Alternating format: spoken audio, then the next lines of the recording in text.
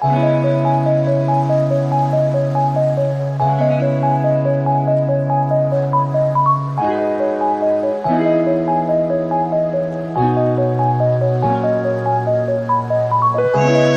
Friends, ನಾನು ನಿಮ್ಮ ಕೃಷಿಕ ನವೀನ್.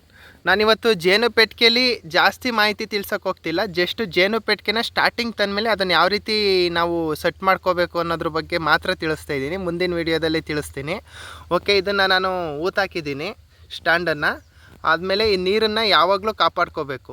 ಯಾಕೆ ಕಾಪಾಡ್ಕೋಬೇಕು ಅಂದರೆ, ಇಲ್ಲೊಂದು ಚಿಕ್ಕದೊಂದು ಇದನ್ನು ತೋರಿಸ್ತೀನಿ ನೋಡಿ. ಕಾಣಿಸ್ತಿದೆಯೋ ಕಾಣಿಸ್ತಿಲ್ವೋ ಗೊತ್ತಿಲ್ಲ. ಚಂಜಿಗೆಯ ಸಾಮ್ರಾಜ್ಯನೇ ಇದೆ ಇಲ್ಲಿ.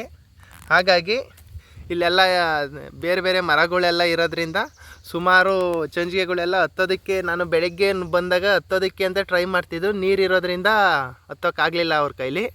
ಹಾಗಾಗಿ ಇನ್ನೊಂದು ಮುಖ್ಯವಾಗಿ ನಾವು ಮಾಡಬೇಕಾಗಿದ್ದು ಅಂದರೆ, ಈ ರಾಣಿ ಜೇನು ಹೋಗ್ದಿರೋ ರೀತಿ ಇಲ್ಲಿ ಇದನ್ನು ನಾವು ಹಾಕ್ಕೋಬೇಕು. ಆಗ ಕೆಲಸಗಾರ ಜೇನುಗಳಿಗೆ ಮಾತ್ರ ಅಂತ ಅಷ್ಟಕ್ಕೆ ಜಾಗ ಇರೋದನ್ನು ಮಾತ್ರ ಸೆಟ್ ಮಾಡಿರ್ತಾರೆ.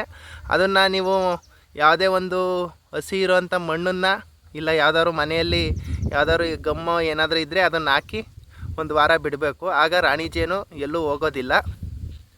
ಇದೊಂದು. ಮೂರನೇ ಪಾಯಿಂಟು ಅಂದರೆ ನೋಡಿ, ಇದು ಹೊಸ್ದಾಗಿ ಬಂದಿರೋದ್ರಿಂದ ನಾನಿಲ್ಲಿ ಸಕ್ಕರೆ ಪಾಕನ ಮಿಕ್ಸ್ ಮಾಡಿ ಇಟ್ಟಿದ್ದೆ. ನೋಡಿ ಜೇನು ಹೇಗೆ ಕುಡಿತಿದೆ ಅಂತ.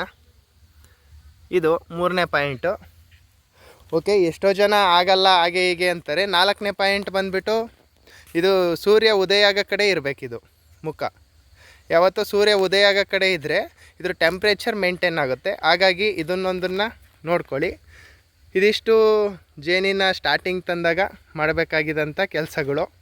ಇದಾದಮೇಲೆ ಮುಂದೆ ಎಷ್ಟೋ ಜನ ಆಗಲ್ಲ ಜೇನು ಹಾಗೆ ಹೀಗೆ ಅಂತಾರೆ. ಫೇಲ್ಯೂರ್ ಎಲ್ಲ ಫೀಲ್ಡಲ್ಲೂ ಇದೆ. ಆದರೆ ಮನಸಂತೆ ಮಾದೇವ ಅಂತ ಒಂದು ಗಾದೆ ಇದೆ ನೋಡಿ. ಹಂಗೆ ಫೇಲ್ಯೂರ್ ಬಗ್ಗೆನೂ ಮಾಡೋಕ್ಕಿಂತ ಸಕ್ಸಸ್ ಹೇಗೆ ಮಾಡಬೇಕು ಅನ್ನೋದ್ರ ಬಗ್ಗೆ ತಿಳ್ಕೊಂಡು ಮುಂದೋಗೋಣ. ಯಾಕೋ ನಾನು ತುಂಬ ಮಾಹಿತಿಗಳನ್ನ ರೈತರಿಗೆ ಕೊಡಬೇಕು, ಅಗ್ರಿಕಲ್ಚರ್ ಬಿಟ್ಟೋಗಬಾರ್ದು ಕಷ್ಟ ಅನ್ನೋರಿಗೆ ಅಂತ ನಾನು ಎಲ್ಲ ಥರದ ವೀಡಿಯೋನೂ ಮಾಡಾಕ್ತಾಯಿದ್ದೀನಿ. ಯಾಕೋ ಸುಮ್ಮನೆ ನೋಡ್ತೀರಾ, ಯಾರಿಗೂ ಸಹ ಶೇರ್ ಮಾಡ್ತಿಲ್ಲ, ಆದರೆ ಯಾರಿಗೂ ಸಹ ನೀವು ಸಬ್ಸ್ಕ್ರೈಬು ಮಾಡ್ತಿಲ್ಲ. ಅದು ಯಾಕೆ ಅಂತ ನಿಮಗೂ ಗೊತ್ತಿಲ್ಲ. ಸೊ ಏನಾದರೂ ನಾನು ಏನೋ ಮಾಡ್ತಾಯಿದ್ದಾನೆ ಹುಡುಗ ಅಂತ ಅನಿಸಿದರೆ ಲೈಕು ಶೇರು ಏನೇನೋ ಮಾಡಿ. Okay, thank you.